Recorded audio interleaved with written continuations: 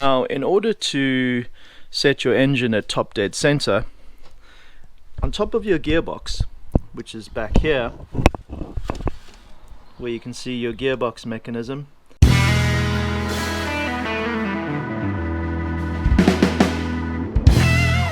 but over here, on top of the gearbox, just at the back there, you can see the teeth of the flywheel. You have to rotate the engine clockwise until a little mark that's very difficult to see on that flywheel becomes evident at the top. Pretty much at 12 o'clock, it lines up with the mark on the casing on the engine. Then you know that it is at top dead center.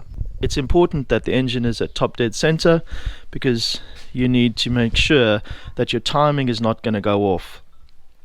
If your camshaft timing is offset from the crank, the pistons and the valves are going to meet each other in a very bad way, kind of like Ukraine and Russia.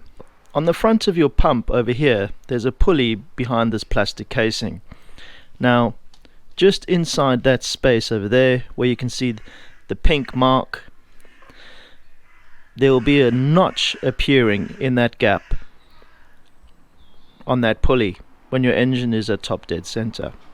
If that notch is not visible through that little inspection place where the pink and the white marks are, your engine is not at top dead center. So it's very important to make sure that you've got the notch on top of the flywheel and the little notch visible over there on your fuel pump pulley.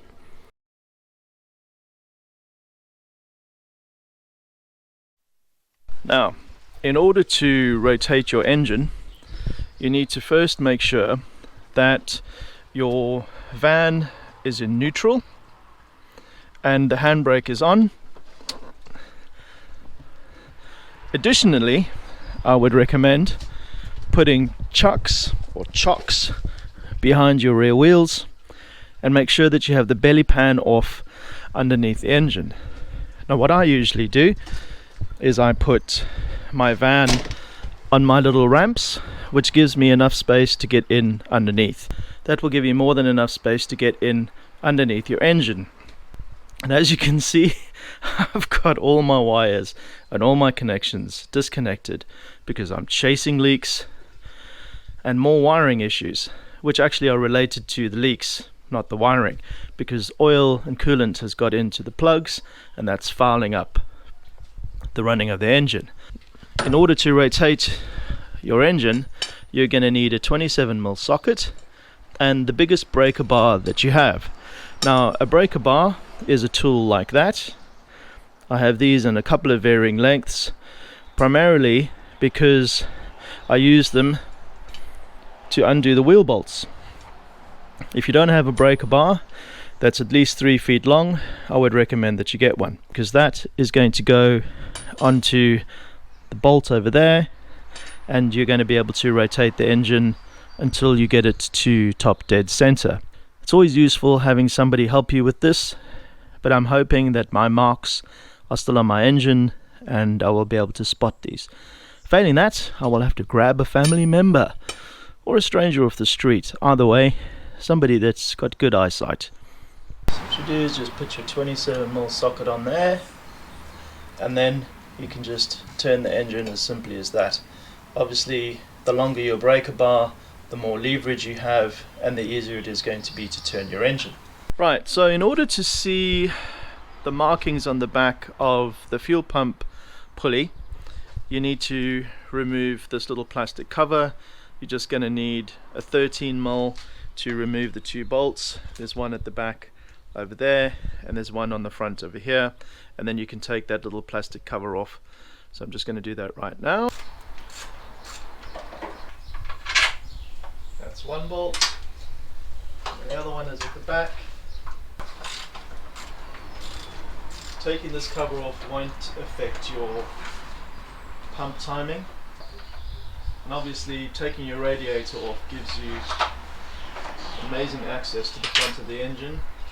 I'm doing that because I am flushing my coolant system completely because look at my expansion tank. Nasty, nasty, nasty, nasty. So that's what the cover looks like. It just slides on over the belt over there. So here is your belt. This is the fuel pump timing belt, which, as I pointed out, is different to the crankshaft timing belt, which is on the right hand side of the engine. This belt here is the one that controls all of your timing with the pump. I feel on the back of the pump there's a little notch there as well. So that little notch I want to line up with that one down there. So we're going to rotate the engine until such time as that little pink mark lines up with the pink mark down there. Do it from this side over here.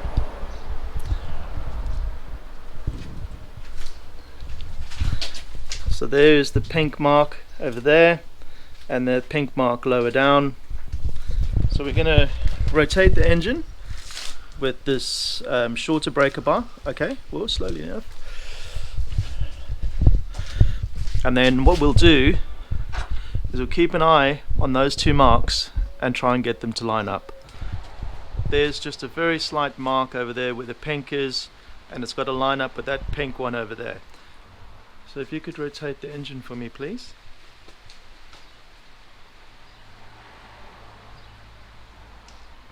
Okay, keep going. Keep going. Bit more. Bit more. Bit more. Bit more. Bit more. Whoops, stop. There are my fuel pump marks. So those are lined up. So now those two marks are lined up. That's roughly 3 p.m. as it were. And hopefully, if I look through the inspection hatch at the back there, I should be able to see the mark for top dead center on my flywheel. I'll try and zoom in there, but you can just see a pink mark on my flywheel where I had found the notch and then marked it up for future reference. It's a very small notch on the flywheel and it might take a while to find it. If your flywheel is very rusty, what you can do is put a little screwdriver down on that lip on the flywheel, rotate the flywheel until you feel the notch, because obviously you don't do it with the engine running, of course, and when you find that notch, you're at top dead center. So now I am at top dead center. I can start taking these things apart. What I want to be 100% sure about is that I do not rotate the crankshaft once that pulley's out.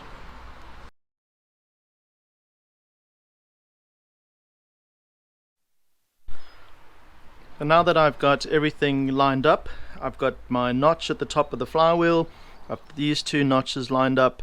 What I'm going to do now is I'm going to lock the fuel pump. Now, just over here, there is a small 10mm nut. If you loosen that nut, there is a little kind of washer behind it. You remove that washer and tighten this back up.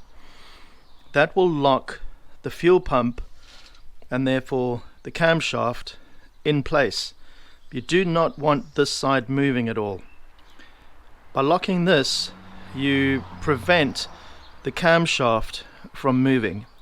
What it doesn't prevent is the crankshaft from moving. You need to be careful that the crankshaft, which is at the bottom, camshaft at the top, I need to make sure that I don't rotate that crankshaft. So I'm going to lock the fuel pump and then move on. Maybe set a reminder. Don't start your engine again with the fuel pump locked. It will be a very, very costly mistake. What I'm going to do now is lock the fuel pump. I've got myself a little 10mm socket. Oh my gosh, that is on there tight. There we go.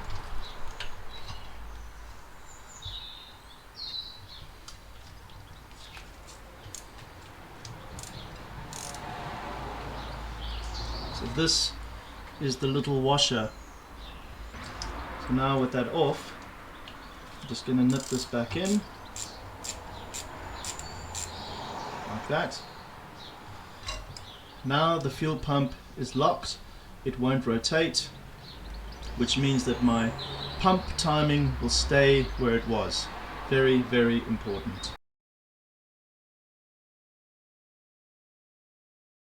This is my crankshaft pulley, that is my crankshaft bolt.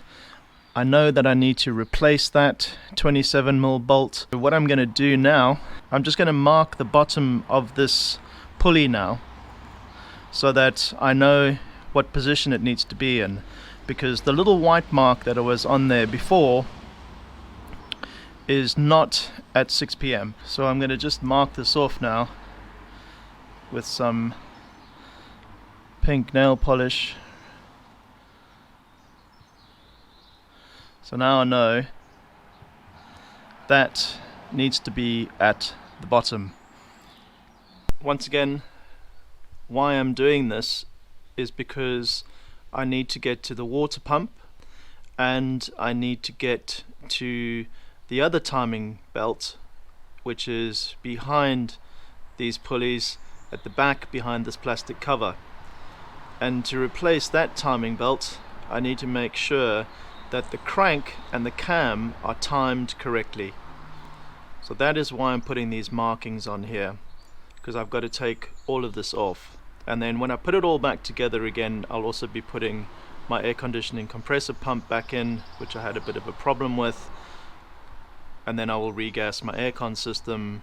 If you want to know how I fitted air conditioning to my VW T4, you can watch the series on that. It's quite in depth, because yeah, it's not straightforward, but it is straightforward. If you watch the videos, I know they're long, but they will give you everything that you pretty much need to know how to fit air conditioning to your T4.